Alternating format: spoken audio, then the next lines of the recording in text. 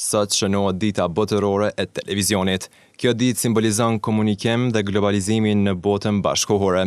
Dita e televizionit është shpallur nga Kombet e Bashkuara në vitin 1996 dhe i ka bërë bashkë për herë të parë institucionet kryesore të industrisë mediale.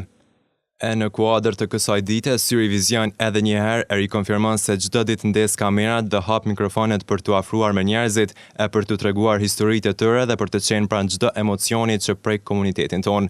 Kjo pasi televizioni Syri nuk është vetëm një medium informimi, por një dritare për shikuesit dhe një zë që i shoqëron në momente të ndryshme të gjitha grupmoshat, duke zgjedhur që gjithmonë të jetë pranë njerëzve në rrugët ku ndodhin ngjarjet, në institucionet ku merren vendimet, në familjet që ndajnë historitë e tyre dhe fal punës besueshmëria e shikuesve po rritet nga dita në ditë.